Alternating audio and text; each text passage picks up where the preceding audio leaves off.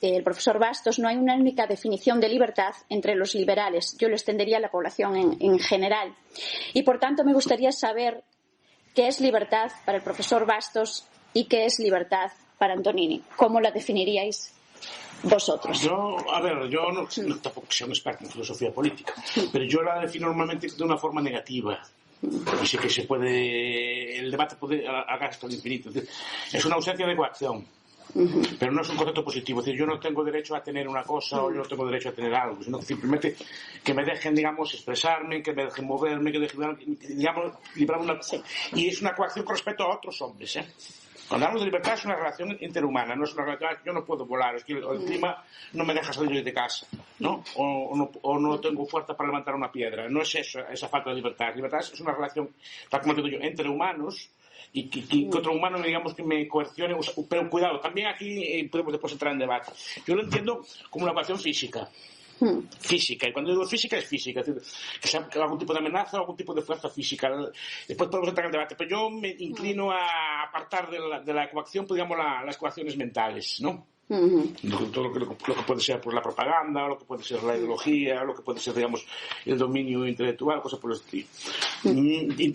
Sé que es matizable y sé que estoy en el borde y que hay muchas cosas que están en el medio, pero yo me inclinaría por ahí. Entonces, la definiría como la ausencia de una especie de fuerza física que me impida a mí moverme.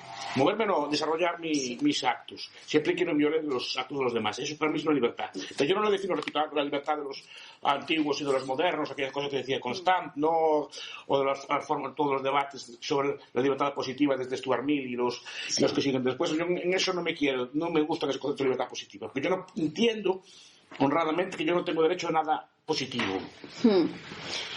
Entonces, lo que habla Antonini en su libro, positivo me refiero, tengo derecho a una vivienda, tengo derecho a la sanidad, que ahí está yo entiendo que, por ejemplo, yo debo ayudar al necesitado, debo ayudar al más tal, intentaré que se sea así, pero tiene derecho. Porque si el derecho, primero, es un derecho a costa del derecho de otra persona. Segundo, es un derecho que es circunscrito a una unidad nacional, a una unidad política, no es un derecho de verdad. Porque es un derecho, pues los españoles tienen que garantizar un derecho al bienestar. Y si viene un señor de Malí o de Togo, ¿también tiene derecho a la vivienda o no? O a la salud, ¿no? No es un derecho para todo el mundo. Es un derecho que se circunscribe a la presencia o a la pertenencia a una unidad política. Digo que el libro de Antonini, que después abre porque abre el debate, después vamos a entrar de las vacunas, y si es coacción o no coacción, porque es un debate muy interesante porque está en el borde también. Y de hecho, no lo tengo muy... Tiene buenos puntos, pero no tengo yo... Qué bello. No, es que me hizo pensar mucho, ¿no? Y de hecho la idea de coacción... No, porque la idea es, vale, sí, yo no tengo derecho a que el Estado me meta en casa, estoy de acuerdo, ¿no? Pero, ¿y si en vez del COVID, que es una enfermedad que parece que está discutida, no sé, yo no me quiero meter en esos debates, ¿no? Pero quiero decir, ¿y si fuera el ébola o la peste negra con una mortalidad del 50-60%? ¿Habría derecho a meternos en casa o no? Es un debate que es tal. Ahora, después podemos ver cómo podríamos organizarnos, cómo podríamos hacer para, así evitando la coerción, solucionar ese tipo de problemas. Sí, que podemos entrar después. Pero digo que el debate que abre Antonini es muy interesante. A mí me coloca descolocado porque no sé exactamente qué hacer en esos casos. La libertad solo se puede comprender del todo a mi juicio cuando se vive. Yo tengo dos tesis. La libertad que no se arriesga se pierde, y a la libertad solo se llega desde la libertad. Es medio y fin en sí misma. Cuando digo que la libertad que no se arriesga se pierde, a veces entendemos la libertad como un cheque o como un billete que uno lo guarda en el cajón, mañana vuelve y la saca, ¿no? Yo me acuerdo que muchos liberales dijeron, ahora que nos encierre el Estado y a las 3-4 semanas ya libres. A ver, ¿verdad? Pues ese haber, decíamos hoy en una conversación que uno piensa cómo vive. Y yo me pregunto, ¿cómo vive hoy el español?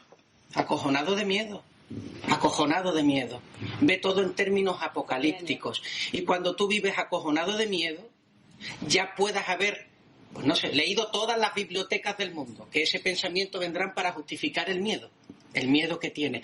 Entonces yo siempre digo que tenemos que ser, y en el libro lo intento decir, que tenemos que ser muy cuidadosos. Si queremos pensar bien, tenemos que ser muy cuidadosos con cómo vivimos. Si no vivimos bien, vamos a pensar mal, muy profundamente, pero mal, profundamente equivocado, o muy superficialmente, pero mal. Y yo creo que ahí, luego lo desarrollaremos, viene la tesis de liberofobia. está fechada.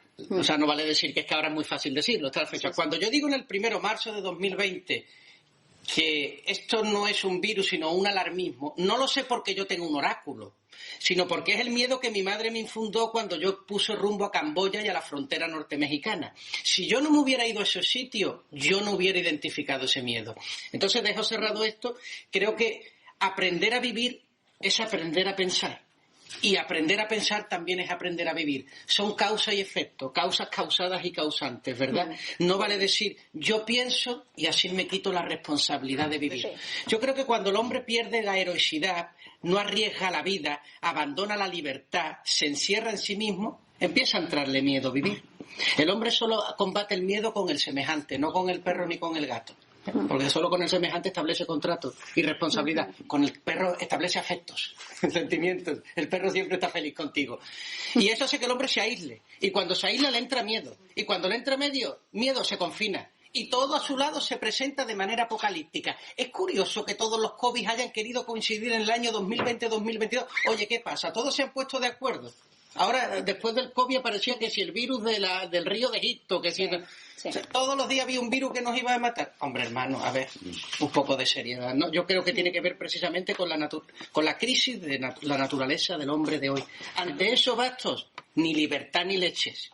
2 guantazos para que espabile. O sea, es que es alucinante. Esa es la España que tenemos. Decía el profesor, la libertad negativa tiene un punto, y es que yo creo, el Estado, por supuesto que en muchas de sus fórmulas contraviene la libertad del hombre, pero yo veo hoy que mucho más que el Estado es la autocensura, es la servidumbre voluntaria. Es que en mi pueblo se le pidió a la alcaldesa que nos confinara porque el otro pueblo ya había confinado a la gente, y que qué irresponsable la alcaldesa que no nos confinaba.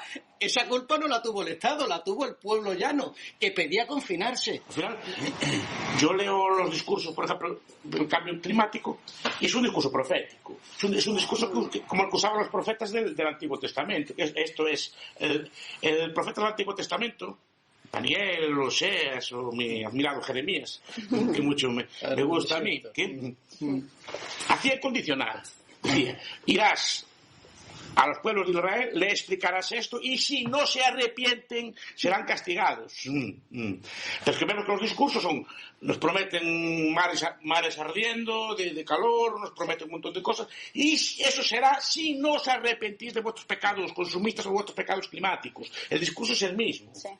Porque es el gran discurso eficaz, es un discurso que funciona. Y veo que la mayor parte de las religiones políticas, así por ejemplo Michael Bublé en Poder Terrenal, que es un libro que me encanta, a este respecto también habla mucho de esto. Todas tienen un escatón, todas tienen una iglesia, sea se le llame partido o se le llame iglesia, y todas tienen algún fin, algún escatón. Pues sea el paraíso en la tierra, sea la dictadura del proletariado, sea el comunismo, lo que sea, pero tienen un discurso de este estilo. Porque necesitan ese tipo de discurso, si no se funciona. Lo que pasa es que la abolición de Dios, de la religión en general, de la religión trascendente, no inmanente, lo que tiene es esto. Yo creo que facilita el dominio de los hombres. Es un debate muy interesante. Sí. Pero es decir, a lo mejor el COVID no es tanto. ¿Y si fuera el ébola? ¿O si fuera una peste que mata el 50%? ¿Qué dirías tú? Exacto. De la peste negra la gente seguía yendo a misa los domingos. Yo pienso que cuando... No se sabía que era de la peste negra. Claro, no se sabía lo que era. Claro. Yo ahí sí digo una cosa. Yo ahí digo que Dios nos pille confesados, porque podemos hacer muy poco para evitarla. Es que yo creo que también uno de los mitos que ha habido es que nosotros podíamos enfrentar al virus, y me parece que los datos demuestran lo contrario si los analizamos con veracidad y no con miedo. Es que yo creo que porque te pongas un pequeño trapo en la boca no dejas de contaminar. El debate es hipotético. Sí, pero... En el sentido de, imagine usted una peste mortífera, no sé cuánto es el COVID, el COVID se discute, ¿no? Si el 1, el 2, el 3, no sé cuánto es. Imagina al 50, como es el ébola. ¿Vale? Imagine que se pueda curar quedando confinado. Es una hipótesis. Okay. Vale. ¿Sería admisible ahí o no? Hombre, en ese caso, con esas hipótesis posiblemente sería admisible, pero no se dan ninguna de ellas. No, pero bueno... Y también, para decirte que sí, me tendrías que poner una tercera hipótesis. ¿Cuánto tiempo? No, claro, ahí está. Claro, porque ahí entra el precio de la libertad. Las palabras, si quieres. Sí, no. La causa es el número de muertes, porque, por ejemplo, por accidentes de tráfico mueren más de 1 millón de personas al año. No veo a nadie pidiendo que se prohíba conducir, porque así vamos a salvar a ese 1 millón de muertos en accidentes de tráfico. Es algo que toca la vida conlleva peligros y conlleva que te enfrentes a cosas que no sabes qué va a pasar. Tú puedes salir, que haya un terremoto, que cualquier cosa. Y eso no puedes estar impidiendo todo el tiempo los peligros del mundo, ni prohibiendo vivir a todo el mundo para que ese peligro desaparezca, porque claro que desaparece, si dejamos de vivir dejan de aparecer los peligros, pero vivir también se supone eso, enfrentarse a los peligros. Lo que pasa es que es un factor conocido y entramos en el hábito, ¿no? Algo que lo tenemos de frente todos los días. Que es un porcentaje, si esto mata a un 50% de la población mundial, entonces tenemos medidas o tenemos justificaciones para prohibir, si no, no. La gestión varía según los países. Que pasa que los países es un fenómeno de imitación. Es decir, normalmente unos hacen lo que hacen los otros para evitar problemas. Si Alemania y tal hacen así, nosotros no vamos a ser menos porque sí. Claro.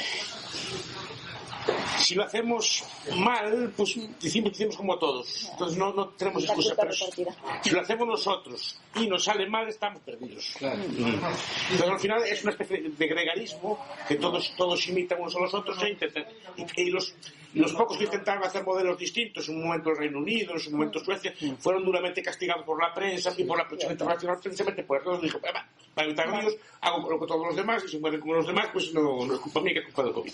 Y van a seguir llegando los COVID. Porque es una crisis moral. Los COVID van a seguir llegando como no nos pongamos los pantalones y nos pongamos a trabajar en lo que realmente somos. Decía el oráculo de Delfos, el hombre, me he buscado a mí mismo, ¿no? Heráclito el Oscuro, creo que era el que decía, me he buscado a mí mismo. Yo creo que el fin de la libertad tiene precisamente que ser eso. ¿Para qué tiene que servir la libertad? ¿Para ir al cine? Hermano, a ver. Sí, está muy bien, pero bueno, a ver.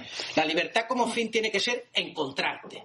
Y para encontrarte te tienes que buscar. Y para buscar tienes que hacer un ejercicio de espeleología antropológica. Es decir, te tienes que meter dentro de ti, sacar los miedos, ponerlo de encima de una mesa, coger un cuchillo y empezar a rasgar y enfrentarlos. Si no, van a empezar a llegar COVID que ni os imagináis. Y hay una cosa que necesitaste, es que el cristianismo nace o crece gracias a las pandemias en su momento.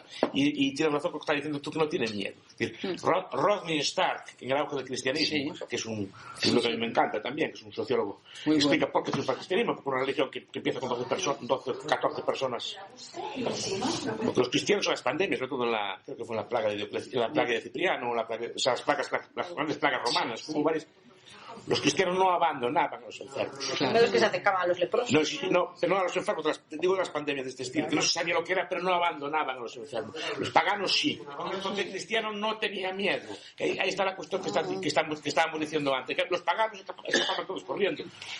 Hay casos también históricos recogidos de cuando el miedo asola, no hay creencia que te permita aislar ese miedo, y de hecho conventos y demás donde se alabó el que quedase uno cuidando de los enfermos y el resto, clérigos y demás, escapasen por Pero eso fue la Edad Media, tomando los tiempos de los romanos, cuando la religión era una religión marginal, digamos, una religión que estaba semi-prohibida o semi-oculta.